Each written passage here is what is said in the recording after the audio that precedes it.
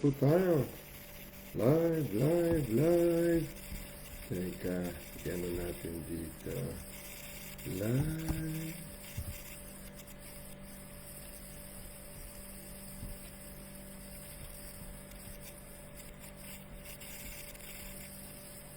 You are beautiful beyond description.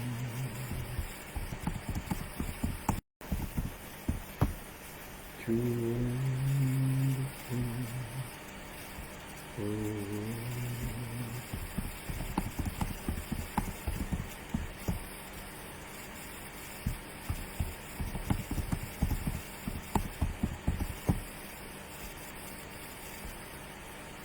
Too wonderful for kind. Where is it? Live na po tayo.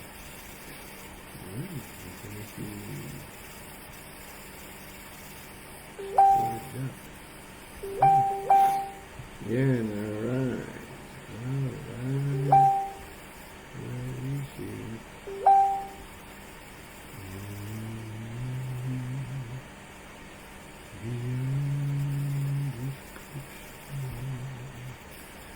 Alright, live na tayo. Medyo malamig dito kaya future po tayo. Action needed. Too high, low.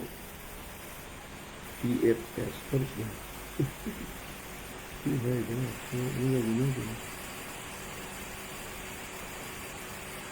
Alright, di bale. Andiyan na si Ate Sina namin. Hello, Ate. Ang ating ngayong gagawin ay nagkaroon tayo ng wisdom series. Series of wisdom. Wisdom is ang sinasabing wisdom na ating pag-uusapan ay karunungan ng Diyos. Ha? 1 Corinthians chapter 2. Punta tayo. Ito ang ating foundation scripture. Hello! And then it was to do. 1 Corinthians chapter 2, guys. Verse 6. Dito tayo kukuha ng ating foundation scripture. Unang Korinto chapter 2. 1 Corinthians chapter 2, verse 6. Ito ang ating foundation scripture. Howbeit, we speak wisdom among them that are perfect, yet not the wisdom of this world, nor of the princes of this world that come to naught. Verse 7, but we speak the wisdom of God in a mystery, even the hidden wisdom which God ordained before the world unto our glory. Take note, unto our glory, which none of the princes of this world knew, for had they knew it, they would not have crucified the Lord of glory. Gusto ko kunin natin itong 1 Corinthians chapter 2 verse 6 sa magandang translation. 1 Corinthians chapter 2, iposto po dyan. Ate Sina, baka makita mo yun. 1 Corinthians chapter 2 verse 6 sa Moffatt translation. James Moffatt. James, where are you guys? James Moffatt translation. Dito sa akin. Wait a minute. Hanapin natin dito. Yan. 1 Corinthians chapter 2 verse 6. James Moffatt translation. Alright, Moffat. Yan, Moffat. Okay. Ito pa, ang 1 Corinthians chapter 2, verse 6. Gusto ko pa makita natin ito. Ito, Moffat translation. Gusto ko makita natin itong verse 6 na ito. Moffat translation. I-post ko po dito.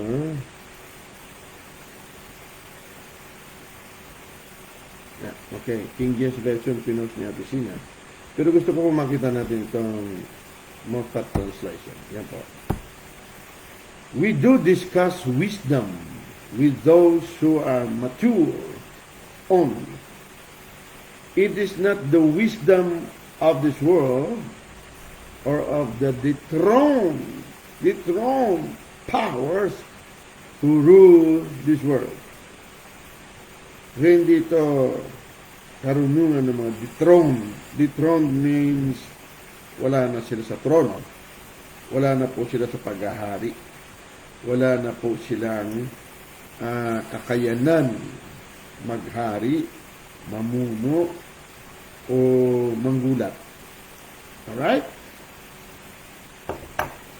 So, ito ibig sabihin sa Tagalog, ang ating i-discuss dito, pinag-uusapan, ay karunungan ng Diyos.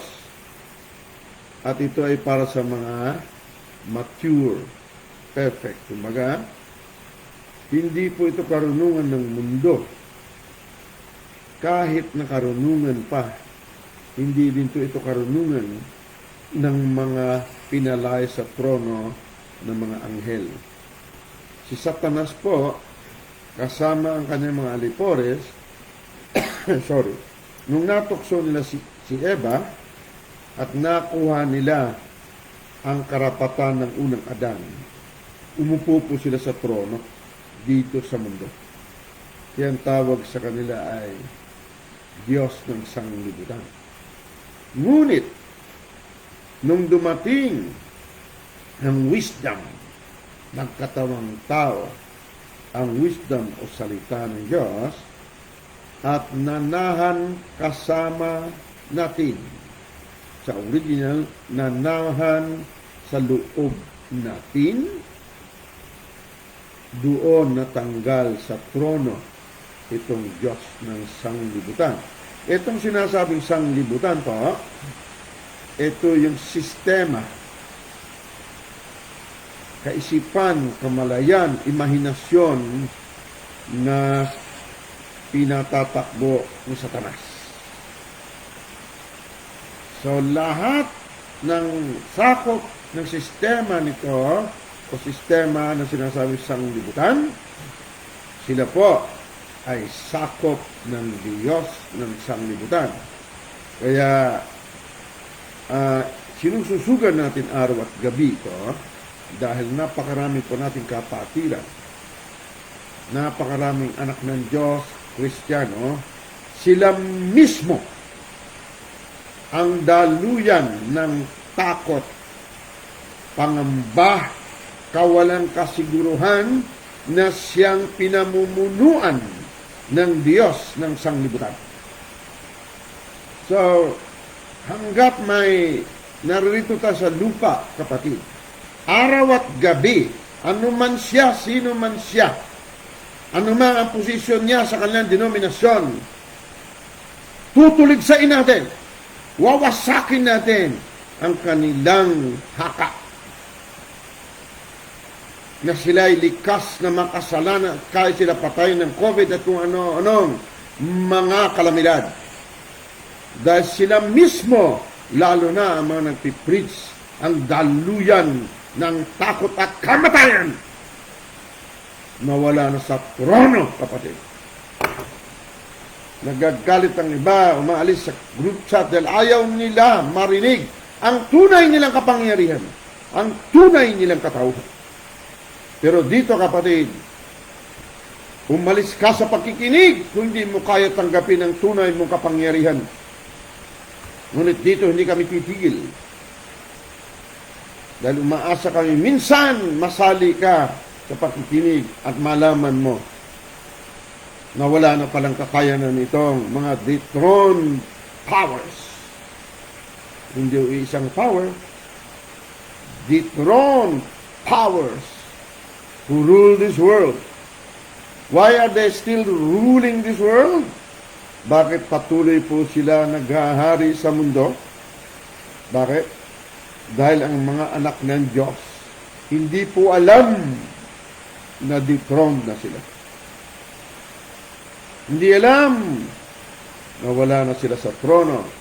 At itong mga hindi alam na anak ng Diyos, hindi rin alam na sila na nakaupo sa trono.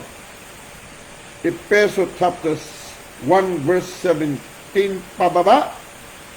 Efeso 2 chapter 1 verse 10 mababasa natin. Nakaupo na tayo sa kanang kamay ng Ama. Trono po yun. At marami pang talata. So ngayon, ang ating topic, Wisdom Series, maaari lang nga lang sana, piksian na natin. Ang pamagat po natin, Change the Blueprint. Change the Blueprint. Palitan ang nakaukit na plano sa ating mga kamalayan, sa ating kaisipan. Alright. Punta tayo sa Mateo muna. Mateo chapter 10, verse 31. Simulan natin. Ang mga masugid na nakikinig, dapat ay kanila po itong basahin. Pero kung wala silang pakialam, okay lang po. May pera naman kayo papadoktor. Na, kung tamaan kayo ng COVID, okay lang. Baka may pera naman kayo, o kaya kung kahit may pera kayo, pwede naman po kayo maghintay doon sa labas na nakapila yung mga nasa ospital. Sobrang talino natin, sobrang talino, tanda natin, si Satanas, sa sobrang katalinuhan niya, nalinlang siya ng katalinuhan niya. At naging author siya ng pride. Naging author siya ng kayabangan, pagmamalaki, at gusto niya pantayan ang Diyos. Si Satanas po, dating anghel. Siya ay anointed cherub. Ang anointed cherub po, siya po ang namumuno sa mga cherubim. Ang cherubim, kung babasahin natin, sila po ang nasa paligid ng Diyos na walang humpay na umaawit. So si Satanas po ay worship leader. Hindi lang siya worship leader, o leader, ang kanyang pangalan po na Lucifer, nangangahulugan ng light bringer. Pag nakita si Lucifer noon, nakita ang liwanag ng Diyos. Ngunit si Lucifer po, sino mang anghel, hindi po ipinanganak ng Diyos. Ulitin ko pa. Walang anghel na ipinanganak ng Diyos. Bakit? Walang anghel na may katawan. Lahat po ng ipinanganak ng Diyos, may buto at laman. Kaya hindi niya kailanman pwedeng pantayan. Hindi kailanman maging kauri siya ng Diyos. Ngunit ikaw at ako, hindi lamang kauri ng Diyos. Ikaw at ako ang kapuspusan ng Trinity. Ikaw at ako ang kapuspusan ng Diyos sa pamamagitan ng nakikitang katawan, buto at laman niya. Kaya higit tayong mataas sa lahat ng anghel. Gusto ko maunawaan ng lahat ng nakikinig na preachers. Verse 31, chapter 10 ng Mateo. Basahin niyo po ito lahat. No? Kung mayroon kayong panahon, ito lang basahin natin. Verse 31 hanggang 33. Fear not. Nandiyan po kaya? Matthew chapter 10, verse 31 to 33. Fear ye not, therefore. Huwag kang matakot. Ye are more valued than many sparrows. Sabi niya mga ibon nga, hindi naman nagtatanim, hindi naman nag-aani. Pero araw at gabi, sinusuplayan sila ng iyong Ama ng Diyos. Verse 32, whosoever therefore shall confess me before men, him will I confess also before my Father which is in heaven. Tandaan niyo po. Siya na pinahayag. Ako. Si Kristo po ang nagsasalita. Ano ito? Si Jesu Kristo. Ngayon, lahat ng anak ng Diyos may buto at laman. Ang buhay nila si Kristo. Ang ulo nila si Jesus. Jesu Kristo. The 14th generation is Christ. So pag sinabi niya, whosoever therefore shall confess me. Ang ibig niya sabihin, sino man sa inyo na may buhay ko, hinahayag sa harapan ng tao na kayo ang buto at laman ko, na ako'y nakikita sa pamamagitan niyo, ikukumpisal din kita doon sa Ama. Dahil si Kristo nating ulo, nandun din sa kanang kamay ng Ama, si Jesus, ang kanyang katawan na si Kristo na ikaw at ho, nandun din sa kanang kamay ng Ama. Ang gusto ko patunayan sa gabing ito, ikaw ay may dalawang mukha. Pag ang dalawang mukha na ito hindi nag-asawa, dalawang mukha mo kapatid. Sa mundong ito, sakop ka ng kamatayan dahil ang mukha mo, mukha na sakop ng kamatayan. Ngunit, kung yung tunay na pagkatao na lahi ng huling Adan na taga-itaas ay naging iisa sa iyong puso o kaluluwa, ang wangis ng taga-itaas na lahi mo ay lalamunin ang iyong physical o nakikitang lumang sarili, at ang makikita ngayon at mahayag ay ang buhay Kristo mo, kaya mahayag ang liwanag kaluwalhatian ng Diyos. Ulit.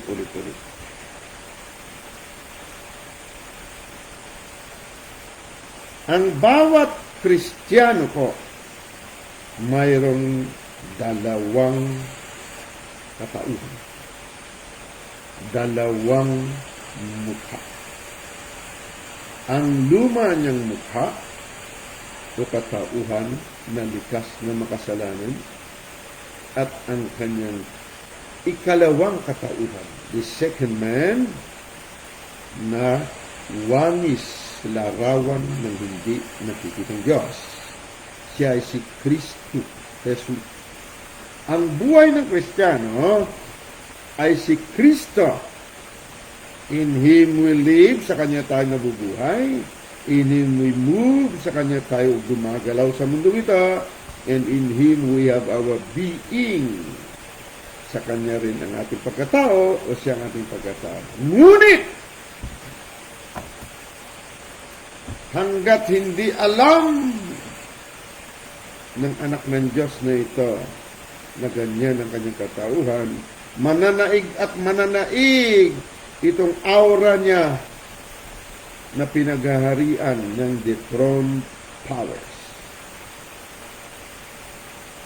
Kaya mga pastor, napakarami, wala nang sinisearch sa Google, kundi ang kapangyarihan ni COVID. At ipo sa group chat pa naman. May mga videos pa. Pag nadaanan ko, pinupost ko yung mga kapangyarihan natin. Isaiah 54:17, wala nang kapangyarihan na pwedeng manaig sa iyo. Lahat ng salita na kumakalaban sa iyo, hatulan mo dahil ikaw na ang nakikita ang katuwiran ng Diyos. Minom man sila ng lason, hindi sila maano sa anong paraan.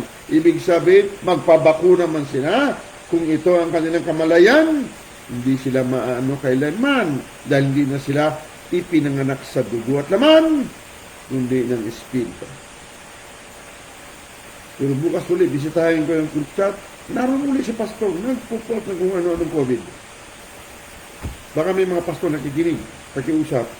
Pag ganyan po ang ating ginagawa sa ating membro, hindi po tayo daluyan ng pagpapala. Daluyan po tayo ng kamatayan.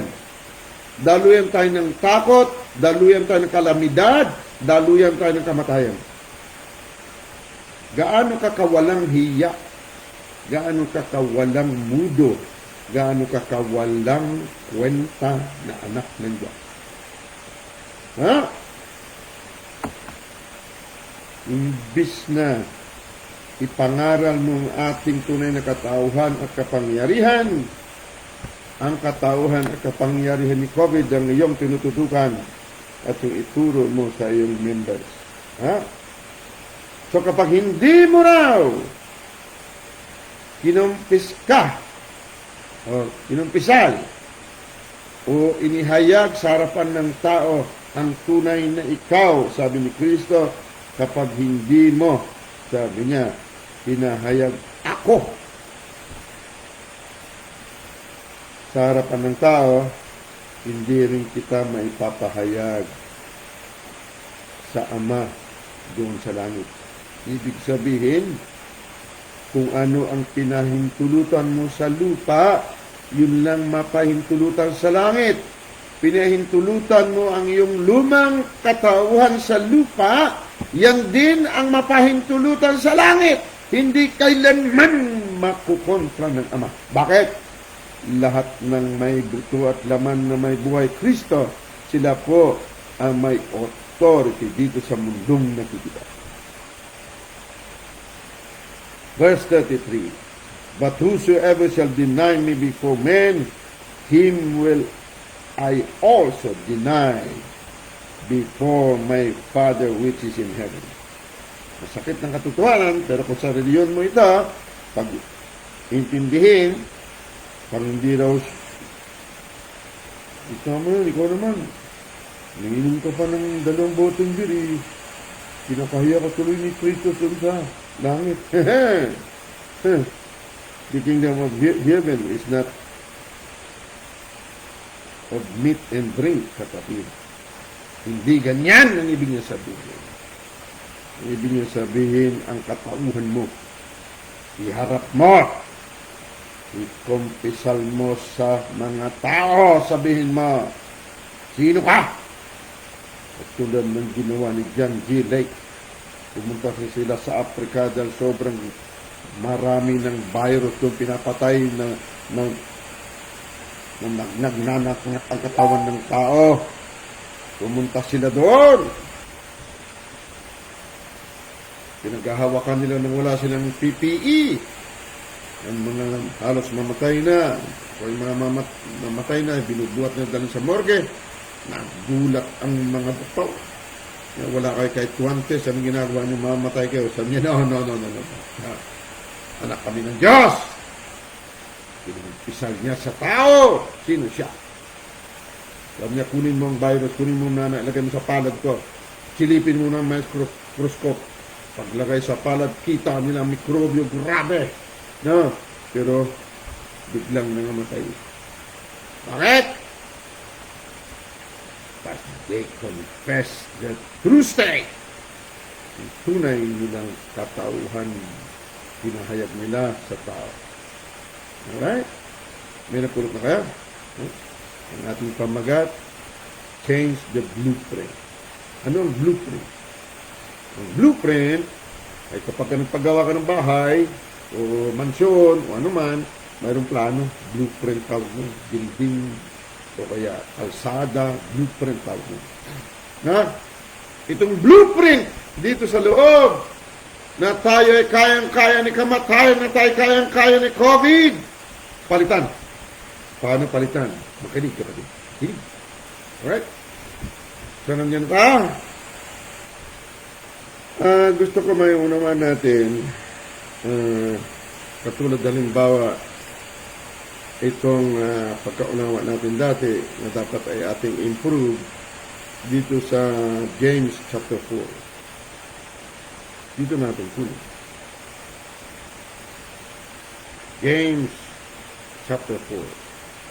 So, a while napakarami natin ganito pagkaunawa at patuloy na namamayagpag siya. James chapter 4 verse 17, makinig po, makinig, sino ang naghihirap ngayon? Sino may sakit? Sino wala ng pag-asa? Sino ang tingin na dahil may COVID, hindi makalabas sa bahay, magugutom siya? Ha? Sino? Sino may mga problema na akala mo imposible? Ha? Na malutas. Pakipost niyo po. Sa Tagalog. Ito, may time ba akong sa Tagalog? Na? May Tagalog ako dito. James chapter 4 verse 7. Tingnan ko kung makakuha ko sa Tagalog dito. Marami akong Tagalog dito. James chapter 4. It's sa Google. It's 7. Tagalog tayo. Tagalog. Tagalog. Wala yung Tagalog. Saan na dodong? Ito. James chapter 4. Namili tayo maraming Tagalog dito. Verse 7. Ang salita ng Diyos. Okay ito. So, amplified classic ka naman doon. Ano ba? Hindi ko ba kailangan? Tagalog nga doon. James chapter 4 verse 7. Okay. Ano. Ang bagong tipan. Okay, tingnan natin. Ang bagong tipan. Ngunit sinasabi ko sa inyo, huwag ninyong kalabanin. Ito. Okay mo. Okay. Kaya pasakot tayo kayo sa Diyos. Labanan ninyo ang diablo. At siya ay tatakbo kalayo sa inyo. Iyon, labanan. Punta naman sa labanan. Labanan daw. Yan natin, ang Biblia. Tingnan natin ano sa Biblia. Pasakot niya kayo sa Diyos. Datapat magsalangsang kayo sa diablo. Natatakas siya sa inyo. Okay? Tingnan natin sa ang dating Biblia. Ano naman sinasabi ng dating Biblia? Pasakot nga kayo sa Diyos, datapat magsisalangsang kayo sa diablo. Pareho lang. Tingnan natin sa iba ang salita ng Diyos. Ano naman sinasabi? Ganun din ba? Ayan, ipasakot na ninyo ang inyong mga sarili sa Diyos. Labanan niyo ang diablo at siya ay lalayo sa inyo. Okay, labanan daw, labanan. Okay. Magandang balita Biblia. Tingnan natin. Bear with me guys. Tingnan natin kung baka may nakasamba. Kaya nga, pasakot kayo sa Diyos, labanan niyo ang Diyos, puro labanan. At layuan niya kayo. Wala nang iba. Wala na siya. Okay. Dito tayo sa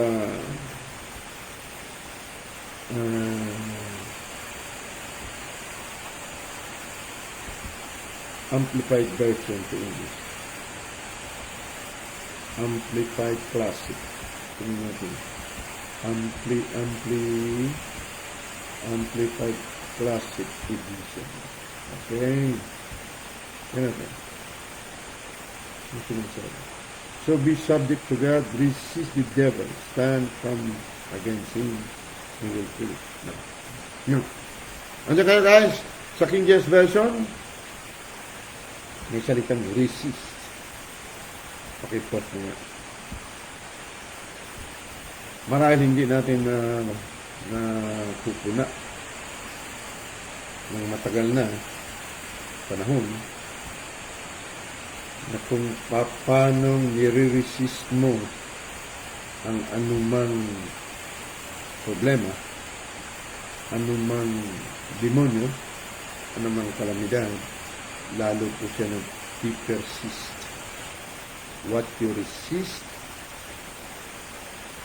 persist. Kung ano ang kinakalaban mo, lalo siyang namamayagpag. Subukin niyo po. Lalo mo siyang ina-acknowledge, lalo mo siyang napupuna, lalo po siyang sumisikat. Example niyo yung mga chismosa. Lalo mong pinupuna, lalo siyang sarap na sarap, i-chismis ka. Napupuna niyo ba? Asawa mo galit na galit. lalong pinupuna ang galit niya, lalong bukol ang abutin mo. Ha? Napupuna mo. Yung kahirapan, lalo nating napupuna, lalong namamayagpag ang kalaban na kahirapan. Ang sakit, lalo mong pinupuna, lalo siyang sumisikat sa katawan. So, ang salitang resist, kinuha ko kanina sa meaning sa English, abstain from or keep out. Ang ibig sabihin, do not consider that He exists. Huwag mo siya ituring na naroon siya. Bakit? Malinaw sa Moffat Translation, sila ay pinalayas na sa trono. Ibig sabihin, wala na sila sa paghaharing estado. Palitan natin ang blueprint, ang nakaukit na plano sa ating puso mula pagkabata. Ang ating ipalit, ikaw at ako, ang nakikitang si ako nga sa mundong ito. Ang old nature, the first man, has to be swallowed up. Lamunin ng iyong pangalawang katauhan na Espiritu, Diyos na nagbibigay buhay. Sanay din ako sa ganyan, guys. Kapag may problema, hindi ako makatulog. Magdamagan. Iisip mo, ano ba naman to? Lalo mong iniisip, lalo ka na-stress, dahil akala mo kayang-kaya ka na. Sabi nga ni Pastor Chris, wala siyang, ano mo pagkasabi sa inyo? May term siya, nakalimutan mo. Hindi siya kabilang sa dapat isipin mo. Bakit? Saan ka nakakita ng Diyos? Buong kapuspusan ng Diyos na sa iyo at sa akin. Kung ang Diyos, inoproblema ba niya ang kalamidad? O kaya niyang palitan ng kalamidad? Pero sa mundong ito, hindi niya kaya kung ang kanyang buto at laman ng kanyang anak na nakikitang siya ay kinahiya ang katauhan nila sa harapan ng tao. Okay? So, punta tayo sa ating huling talata. Sana naunawaan niyo. Palitan ang blueprint. Palitan ang nakaukit na plano sa loob. Anong nakaukit na plano sa loob? Ikaw at ako, bago pa lalangin ang sanglibutan at mga anghel, pinili ka na mula sa Kanya. Ang pagkapili niya sa atin mula sa sarili niya, ibig sabihin, ang pinili niya ay ang sarili niya mismo. At pinadala niya dito para maghari sa ginawa niya na nakikita. Walang pwedeng maghari, mamahala sa mga nilalang ng Diyos maliban na siya. Kaya sabi niya, let us bumaba tayo at tawagin natin ang ating sariling tao. Yan tawag ni Jesus sa sarili niya, anak ng tao. Ang tunay na tao ay ang Diyos na may butot ng Diyos. So, may problema ka ba sa pera? May problema ka ba sa sakit? May problema ka ba? Ano man ang problema? Oy, problema. Hindi ka kasali sa istorya ng buhay ko. Sa pelikula ng buhay ko, wala kang papel. Itong pelikula ng buhay ko, purong-puro ito, good and perfect gift from the Father of Light. Good and very good itong aking pelikula. Kung may nakasingit na film, putulin mo kapatid. Baguhin mo ang blueprint. Idugtong mo. Nakuha niyo pa? So, punta tayo. Unang Korinto chapter 15. Yeah? Unang Corinto chapter 15. Wisdom series po ito. Huwag tayong bumitaw sa serye na ito. Dahil marami tayong namimiss sa mga revelations ng Diyos. Basahin na lang natin dito ang makukuha natin na ayon dito sa ating topic. Unang Corinto chapter 15. Simulan natin sa 53. Tandaan natin, may binanggit tayo kanina, ikaw at ako may dalawang personalidad, may dalawang aura, may dalawang itsura. Dapat ang dalawa ito maging isa. The two shall become one flesh. Tandaan natin, yung muling serye natin, dapat mag-asawa ang lalaki, iwan niya ang kanyang tatay at nanay, makipag-isa sa kanyang asawa, sa kanyang kaluluwa, at upang magkaroon sila ng iisang buto at laman na siyang nahayag sa mundo. Hanggat hindi nag-asawa ang lalaki at babae, ang spirit at kaluluwa, wala pong mahayag na buto at laman ng Diyos sa mundo. Kaya itong pinalayas na dapat sa trono ay naghahari pa rin sa mundo. Dahil hindi alam ng mga anak. Verse 53 hanggang 55 lang po. 1 Corinthians 15:53 po hanggang 55. At dito tayo titigil. Dito sa Tagalog, pinos ni Ate Nat natin. Ano sabi? Tugtungan na rin 54 at 55. Ate Nat. Sapagkat kinakailangan na itong may kasiraan, itong unang tao, na ating lahi noon ay magbihis ng walang kasiraan. Paano magbihis? Ibihis daw niya. Hanggat di natin na ibihis ang ating pangalawang katauhan na walang kasiraan, kapatid, hindi mo ma-confess sa harapan ng doktor, harapan nino man, na no weapon formed against me shall prosper. Ang COVID at aliporis lamang ni Satanas na pinalaya sa trono. At wala silang kakayanan laban sa amin. Dahil ang karunungan namin, karunungan ng Diyos na hindi sakop kailanman ng mga pinalaya sa trono. Maging matalinong doktor, hindi nila ito abot. Maliban kung sila ay Kristiyano, na alam, kilala kung sino sila.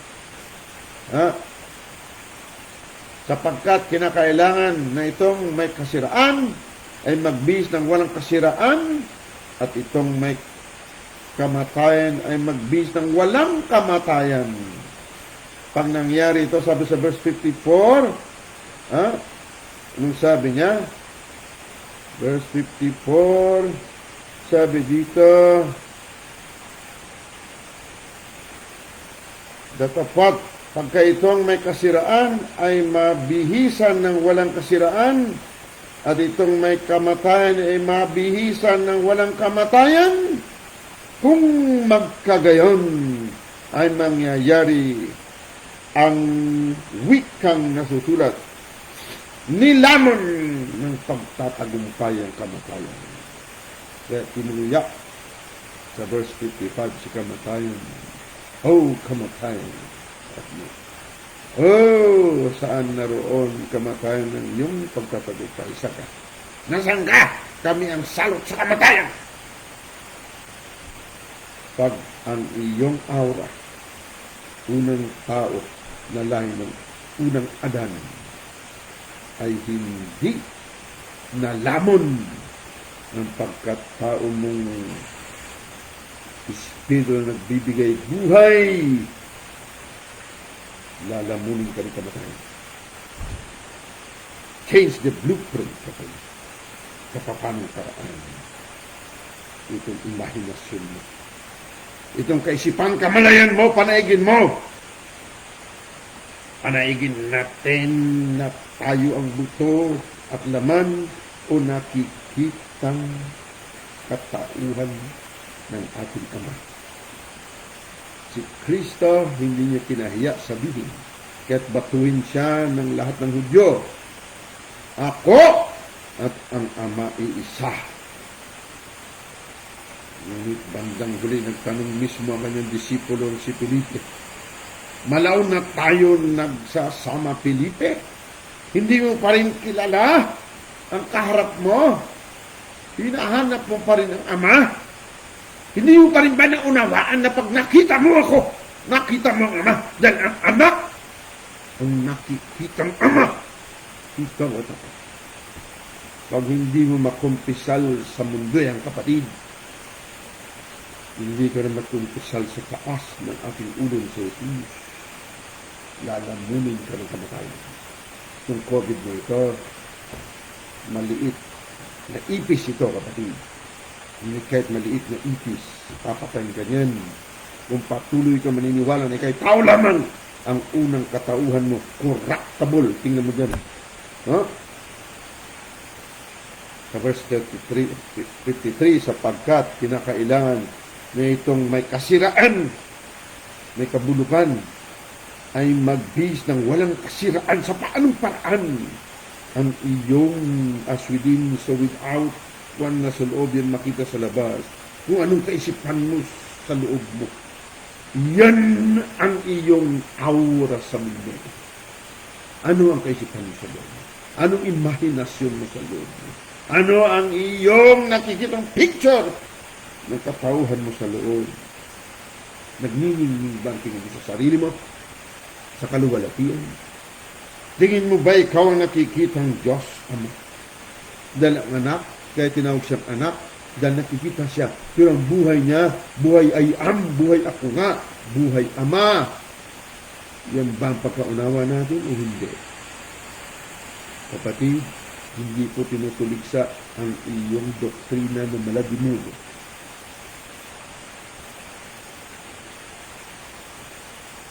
Ikaw mismo tinutuligsa namin. Dahil ikaw ang may hawak ng kaluwang. Ang demonyo nagsasuggest lang po sa pamagitan ng inyong doktrina, denominasyon na kayo'y tao lamang. Pero tumanggap kayo sa Panginoong Yesus. Pag tumanggap ka sa Panginoong Yesus, alam nga naman wala sa iyo. Basahin mo Juan 1:16. Ano ang tinanggap mo? Kapuspusan ni Kristo Jesus of His fullness. Fullness have all we received. Kapatid, bukas makinig ka. Wisdom series, ang ating pag-uusapan lahat ng kapangyarihan sa langit at sa lupa. Nasa iyo.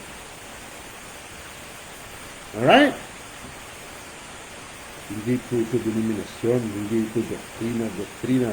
Katauhan po ang ating pinangungusap. Ang pinangungusap natin dito ay wisdom ng Diyos. Kailan tayo magigising? Pag naghihingalo na tayo o naghihingalo ang ating kamag-anak, kailan? Patuloy tayong magagalit sa greater truth? Patuloy natin wawasakin? Paano sa pagwawasak mo yan? Dahil hindi mo pinumpisal, kinahiya mo ang iyong tunay na pagkatao. Yakap ka dito, yakap ka doon ng mga lesser truth ang alam. Dahil sikat ka sa kanila, pinupuri ka nila. Paano kung minsan kinagat ka ng demonyo niyan? Iiwan mo lahat ng kamayanan mo, kapatid. Iiwan mo, tandaan mo. Bako ka mo ipikit ang mata mo nang hihinayan ka. Kung bakit? Mabuti na lang kung nandiyan kami. Mariridok namin yun. Pero yung inaasahan mo na puno ng pagsakop ng kamatayan, hindi nilamon ng kamatayan, hindi ka nila matulungan, kapatid. Pakiusap, ngayon pala makinig ka. Verse 55. Pasahin nga natin, tuloy-tuloy sa Tagalog. Fullness po niya ang tinanggap natin. Kapuspusan niya ang tinanggap natin. Sabi dito, for the corruptible must put on incorruption, and this mortal must put on immortality. So when this corruptible shall have put on incorruption, and this mortal shall have put on immortality.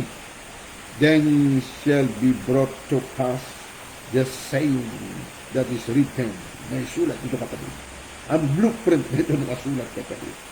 Bago pa natin mabasa nakasulat itong blueprint na ito, kaya dapat ito ang ating palit sa ating kamalayan. Death is swallowed up in victory. Hehe! Nilamon ng pangalawang katauhan mo na naging iisa sa kaluluwa mo. Kaya nahayag ang iyong buto at laman na nagliliwanag. Buto at laman ng Diyos! Kaya ang sabi niya, pinuya niya sa verse 55, O death, where is thy sting? O grave, where is thy victory? Your sting, death, is sin, and your strength is the low, the lesser truth. Kapatid, magising ka. Sakop na ng buong mundo, sakop ng kadiliman ng buong mundo. Arise and shine, kapatid. Please, alang-alang sa iyong pamilya, huwag na sa iyong member. Alang-alang, huwag mo sa alang-alang kasikatan mo sa iyong congregation. Wow. Kapatid, maraming sikat pinatay ng COVID. Maraming makapangyarihan sa sanglibutan pinatay ng COVID. Please, maawa ka sa sarili mo, sa pamilya mo na lang. Huwag mo pansinin sa sabihin ng tao na hindi ka na sikat. May isa akong kakilalang pari. Anointed siya. Pinagsisigawan niya. Pari siya. Hindi kayo kaya iligtas ni Papa sa Roma. Hindi kayo kaya iligtas ni Maria. Pari po ito. Hanggang ngayon pari. Hindi po greater truth ang alam mo, pero at least kinumpisal niyo ang tunay niyong pagkatao sa tao. Ang mga pari po nananalangin kay Maria sa mga santo. Kung pari natin dito. Nakaabito pa rin po siya. Kaya ang himala sa mga kamay niya. Napakarami. Bakit? Hindi niya pinahiya. Hindi siya nahiya. At hindi niya pinang-ayunan ng kasikatan nila sa tao sa reliyon. Ikaw rin ba? Iwanan mo. Huwag mo iwanan ng congregation mo, ang denomination mo. Pero ikumpisal mo sa kanila ang tunay mong pagkatao. Itaga mo sa bato. Higit ang pakinabang. Isa sinisweldo nila sa'yo. Ano sinisweldo nila sa'yo? 10,000? Baka wala pa. Ha? Dito, sakop mo ang buong mundo. Huwag ka manghinayang. Huwag ka magalala. Ha? Kung sakali palayasin ka nila, nandito lang kami. Sama ka dito. Alright? Father Almighty, salamat po.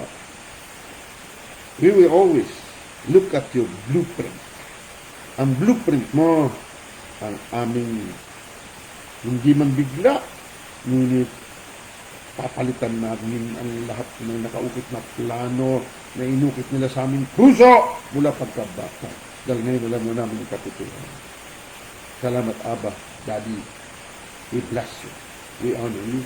We give you all the glory and the dominion sa pangalan ng aming buhay na kapuspusan mo ang si Jesus Cristo ng Nazareth.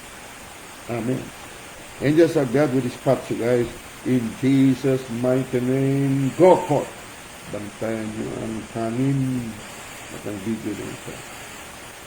We bless you, angels of God. Guys, bukas ulit. Serie po ito. Serie hanggang July 9. Sabado-linggo lang pahinga natin. Sabado-linggo. Pwede naman mag-ano sa umaga o sa hapon. Bukas, ang gagawin natin hindi po wisdom nuggets na chat-chat po tayo pag umaga. Habang nagkakape, chat po tayo para hindi nakapanood dito ay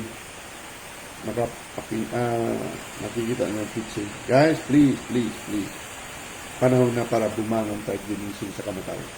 Sa pagkatulog, please, guys. Huwag kayong mahiya o deklarasyon pa. Palitan niyo lagi ang nakaukit na plano o blueprint. Alright? Tandaan nyo lang, kaya ginagawa natin ito, dahil ito talagang tulong natin sa tao. Ano man sabihin ng tao? Ano man ang panunuligsa nila sa amin, galit nila sa atin. Ito pa rin ang mensahe natin na ang salita nagkatawang tao at ikaw mo yan nakikita. Kaya sinabi, and the word was God. Dahil di siya nakikita noon. Di siya nakikita noon, kaya was. Ngayon nakikita na siya. Ikaw na ito at ako. Okay? Remember, tanda natin, ha? Ginagawa natin ito because ayaw natin itakwil din tayo sa harapan ng Ama natin. Whatever you bind on earth is bound on earth. Anong pakawalan sa lupa, pakawalan sa langit. Anong pakawalan mo rito? Pakawalan mo ang tunay mong pagkatao, yan ikumpisal niya sa langit. Ano mang hindi mo pakawalan dito, yan din lang ang makumpisal ng ating ulo sa langit. Sa ating ulo. Amen? You have a wonderful evening, guys. Remember, I love you so much. Ikaw ay ako. Ako ay ikaw dahil magkautol tayo. We belong, we came from one body. Pinili mo tayo mula sa sarili mo, sa katawan mo. Nakita tayo sa mundo. Amen. See you tomorrow, guys. Umaga, magkaroon tayo ng chat. Siguro mga 7 o'clock, 8 o'clock. Nandiyan na ako. Alright? Love you.